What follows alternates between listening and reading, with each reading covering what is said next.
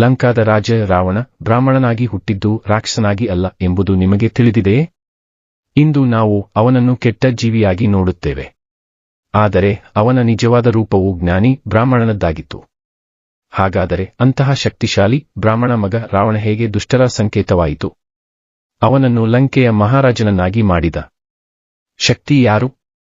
ವಾಲ್ಮೀಕಿ ರಾಮಾಯಣದ ಪ್ರಕಾರ ರಾವಣನು ಮಹರ್ಷಿ ವಿಶ್ರವನ ಮಗ ಮತ್ತು ಅವನ ತಾಯಿ ಕೈಕೇಸಿ ರಾಕ್ಷಸ. ಆದರೆ ಉಚ್ಚಕುಲದಲ್ಲಿ ಬ್ರಹ್ಮಾಜಿಯ ಮಗನಾದ ಮಹರ್ಷಿ ವಿಶ್ರವನು ಪುಳ್ಸಿಯ ಮುನಿಯ ಮನೆಯಲ್ಲಿ ರಾಕ್ಷಸಿಯಾದ ಕೈಕೇಸಿಯನ್ನು ಏಕೆ ಮದುವೆಯಾದನು? ಮಾಲಿ, ಸೋಮಾಲಿ ಮತ್ತು ಮಾಲೇವನೆಂಬ 3 ದುಷ್ಟ ಸಹೋದರರು ಬ್ರಹ್ಮನನ್ನು ಕುರಿತು ತಪಸ್ಸು ಮಾಡಿ ಶಕ್ತಿಶಾಲಿಯಾಗುವ ವರವನ್ನು ಪಡೆದರೆಂಬ ಉತ್ತರಕಾಂಡದಲ್ಲಿ ಇದಕ್ಕೆ ಉತ್ತರವಿದೆ. 3 ಸಹೋದರರು ಸಮುದ್ರ ತೀರದಲ್ಲಿ ತ್ರಿಕೂಟ ಪರ್ವತದ ಬಳಿ ಪ್ರಪಂಚದ ಕರ್ಮದಿಂದ ಲಂಕಾವನ್ನು ನಿರ್ಮಿಸಿದರು ಮತ್ತು ಅದನ್ನು ತಮ್ಮ ಆಳ್ವಿಕೆಯ ಕೇಂದ್ರವನ್ನಾಗಿ ಮಾಡಿದರು.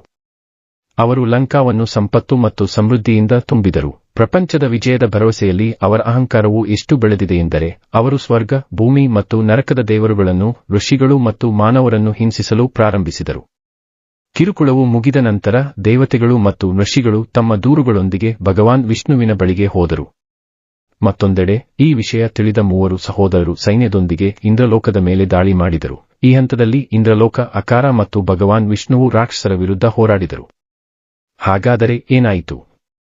ತಮ್ಮ ಪ್ರಾಣವನ್ನು ಉಳಿಸಿಕೊಳ್ಳಲು 3 ಸಹೋದರರು ಲಂಕಾವನ್ನು ತೊರೆದು ಭೂಗತ ಲೋಕಕ್ಕೆ ಹೋದರು.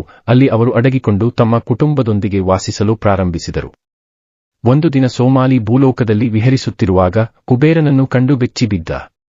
ದೇವತೆಗಳ ಭಯದಿಂದ ಅವನು ಪಾತಾಳಲೋಕಕ್ಕೆ ಹಿಂತಿರುಗಿ ಈ ದೇವರುಗಳಿಂದ ತಪ್ಪಿಸಿಕೊಳ್ಳಲು ಒಂದು ಮಾರ್ಗವನ್ನು ಕಂಡುಕೊಳ್ಳಬೇಕು ಮತ್ತು ಎಷ್ಟು ದಿನ ಹೀಗೆ ಅಡಗಿಕೊಳ್ಳುವುದು ಎಂದು ಯೋಚಿಸಲು ಪ್ರಾರಂಭಿಸಿದನು. ಆಗ ಸೋಮಾಲಿಯು ತನ್ನ ಪುತ್ರಿ ಕೈಕೇಸಿಯನ್ನು ಮಹರ್ಷಿ ವಿಶ್ರವನಿಗೆ ವಿವಾಹವಾಗಲು ಯೋಚಿಸಿದನು. ಇದರಿಂದ ತನ್ನ ಮಗ ರಾಕ್ಷಸ ಕುಲವನ್ನು ರಕ್ಷಿಸುತ್ತಾನೆ. ಅವನು ತನ್ನ ಮಗಳಿಗೆ ರಾಕ್ಷಸ ಕುಲದ ಕಲ್ಯಾಣಕ್ಕಾಗಿ ಮಹರ್ಷಿ ವಿಶ್ರವನನ್ನು ಮದುವೆಯಾಗು ಮತ್ತು ನಮ್ಮನ್ನು ರಕ್ಷಿಸುವ ಮತ್ತು ದೇವತೆಗಳನ್ನು ಸೋಲಿಸುವ ಮಗನನ್ನು ಹುಟ್ಟುಹಾಕು ಎಂದು ಹೇಳಿದನು. ರಾಕ್ಷಸನಾಗಿದ್ದರೂ ಕೈಕೇಸಿ ತನ್ನ ಧರ್ಮವನ್ನು ಗೌರವಿಸುತ್ತಾ ತನ್ನ ತಂದೆಯ ಆಸೆಯನ್ನು ಪೂರೈಸಲು ಮಹರ್ಷಿ ವಿಶ್ರವನನ್ನು ಮದುವೆಯಾಗಲು ನಿರ್ಧರಿಸುತ್ತಾಳೆ. ಅವಳು ಭೂಗತ ಲೋಕವನ್ನು ತೊರೆದು ಮಹರ್ಷಿ ವಿಶ್ರವನ ಆಶ್ರಮವನ್ನು ತಲುಪಿದಾಗ ಸಂಜೆ ಮತ್ತು ನಂತರ ಭೀಕರವಾದ ಬಿರುಗಾಳಿ ಮತ್ತು ಮಳೆಯೂ ಪ್ರಾರಂಭವಾಗುತ್ತದೆ. ಆಶ್ರಮವನ್ನು ತಲುಪಿದ ಕೈಕೇಸಿಯು ಮಹರ್ಷಿ ವಿಶ್ರವನ ಪಾದಗಳಿಗೆ ಸಾಷ್ಟಾಂಗ ನಮಸ್ಕಾರ ಮಾಡಿ ಮದುವೆಯ ಬಯಕೆಯನ್ನು ವ್ಯಕ್ತಪಡಿಸುತ್ತಾಳೆ. ಮಹರ್ಷಿ ವಿಶ್ರವ ಅವಳಿಗೆ ಹೇಳುತ್ತಾನೆ, ಓ ಭದ್ರೆ, ನಾನು ನಿನ್ನ ಇಷ್ಟಾರ್ಥವನ್ನು ಪೂರೈಸಬಲ್ಲೆ, ಆದರೆ ನೀನು ಈ ಅಶುಭ ಸಮಯದಲ್ಲಿ ಬಂದಿರುವೆ. ಈ ಕಾರಣದಿಂದಾಗಿ ನಿಮ್ಮ ಮಗುವು ದುಷ್ಟ ಮತ್ತು ಕ್ರೂರ ಸ್ವಭಾವವನ್ನು ಹೊಂದಿರುತ್ತದೆ.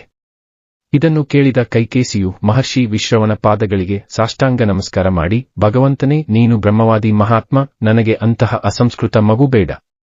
ದಯವಿಟ್ಟು ನನ್ನನ್ನು ಕರುಣಿಸು. ಕೈಕೇಸಿಯ ಮಾತಿನಿಂದ ಪ್ರಭಾವಿತನಾದ ಮಹರ್ಷಿ ವಿಶ್ರವ ಹೇಳುತ್ತಾನೆ, ನಿನ್ನ ಕಿರಿಯ ಮಗನು ನೀತಿವಂತನೂ ಆಗುತ್ತಾನೆ. ಈ ರೀತಿಯಾಗಿ ಕೈಕೇಸಿಯ 10 ಮುಖದ ಮಗ ಜನಿಸಿದನು. ಅವನಿಗೆ ದಶಗ್ರೀವ ಎಂದು ಹೆಸರಿಸಲಾಯಿತು. ನಂತರ ರಾವಣ ಎಂದು ಕರೆಯಲಾಯಿತು. ಇದರ ನಂತರ ಕುಂಭಕರ್ಣ, ಶೂರ್ಪನಖ ಮತ್ತು ವಿಭೀಷಣ ಜನಿಸಿದರು. ದಶಗ್ರೀವ ಮತ್ತು ಕುಂಭಕರ್ಣ ಬಹಳ ಬಲಶಾಲಿಗಳು ಮತ್ತು ದುಷ್ಟರಾಗಿದ್ದರು. ಆದರೆ ವಿಭೀಷಣ ಧರ್ಮ ಮತ್ತು ನೈತಿಕತೆಯನ್ನು ನಂಬಿದ್ದರು. ಮಹರ್ಷಿ ವಿಶ್ರವನ 2ನೇ ಹೆಂಡತಿ ಇಲ್ವಿಲಾ ರಾವಣನ ಮಲತಾಯಿಯಾದ ಕುಬೇರನಿಗೆ ಜನ್ಮ ನೀಡಿದಳು. ಅವನು ಸಂಪತ್ತಿನ ದೇವರು, ಮಹಾದೇವನ ಆತ್ಮೀಯ ಸ್ನೇಹಿತ ಮತ್ತು ಉತ್ತರದ ರಕ್ಷಕ ಎಂದು ಪರಿಗಣಿಸಲಾಗಿದೆ. ಹೌದು ಸ್ನೇಹಿತರೆ, ವಾಸ್ತವದಲ್ಲಿ ಉತ್ತರ ದಿಕ್ಕಿನ ರಾಜನೇ ನಮ್ಮ ಪ್ರೀತಿಯ ಕುಬೇರ. ಆದ್ದರಿಂದ ರಾವಣನು ತನ್ನ ಮಲತಾಯಿಗಿಂತ ಹೆಚ್ಚು ಶಕ್ತಿಶಾಲಿಯಾಗಲು ಬ್ರಹ್ಮಜಿಗಾಗಿ ಕಠಿಣ ತಪಸ್ಸು ಮಾಡಿದನು. ಮತ್ತು ಬ್ರಹ್ಮನು ಸಂತೋಷಗೊಂಡಾಗ ರಾವಣನು ತಾನು ಗರುಡ, ನಾಗ, ಯಕ್ಷ, ದೈತ್ಯ, ದಾನವ, ರಾಕ್ಷಸ ಮತ್ತು ದೇವತೆಗಳಿಗೆ ಅಜೇಯನಾಗುವ ವರವನ್ನು ಕೇಳಿದನು. ವಿಭೀಷಣನಿಗೆ ಧರ್ಮದಲ್ಲಿ ದೃಢತೆಯ ವರವನ್ನು ನೀಡಲಾಯಿತು, ಆದರೆ ಕುಂಭಕರ್ಣನಿಗೆ ವರ್ಷಗಳ ಕಾಲ ನಿದ್ರೆಯ ವರವನ್ನು ನೀಡಲಾಯಿತು. ನಂತರ ರಾವಣನನ್ನು ರಾಕ್ಷಸರ ನಾಯಕನನ್ನಾಗಿ ಮಾಡಲಾಯಿತು ಮತ್ತು ಅವನು ತನ್ನ ಶಕ್ತಿಯನ್ನು ದೇವತೆಗಳು ಮತ್ತು ಮನುಷ್ಯರ ಮೇಲೆ ಪ್ರದರ್ಶಿಸುವ ಮೂಲಕ ವಿಶ್ವ ವಿಜಯದ ಅಭಿಯಾನವನ್ನು ಪ್ರಾರಂಭಿಸಿದನು. ಒಮ್ಮೆ ಅವರು ತುಂಬಾ ಹೆಮ್ಮೆಪಟ್ಟರು. ಅವರು ಶಿವನೊಂದಿಗೆ ಹೋರಾಡಿದರು. ಹಾಗಾದರೆ ಸ್ನೇಹಿತರೆ, ನೀವು ಏನು ಯೋಚಿಸುತ್ತೀರಿ?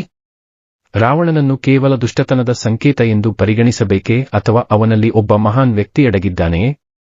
ರಾವಣನನ್ನು ಹೊಸ ದೃಷ್ಟಿಕೋನದಿಂದ ನೋಡಬೇಕೋ ಬೇಡವೋ? ನಿಮ್ಮ ಆಲೋಚನೆಗಳನ್ನು ನಮ್ಮೊಂದಿಗೆ ಹಂಚಿಕೊಳ್ಳಿ. ಮತ್ತು ಈ ಕಥೆಯು ನಿಮ್ಮನ್ನು ಯೋಚಿಸುವಂತೆ ಮಾಡಿದರೆ ಇಷ್ಟಪಡಲು, ಹಂಚಿಕೊಳ್ಳಲು ಮತ್ತು ಚಂದಾದಾರರಾಗಲು ಮರೆಯಬೇಡಿ. ಇದರಿಂದ ನೀವು ಹೆಚ್ಚು ಆಸಕ್ತಿದಾಯಕ ಕಥೆಗಳನ್ನು ಕೇಳುತ್ತೀರಿ. ಜೈ ಶ್ರೀರಾಮ್.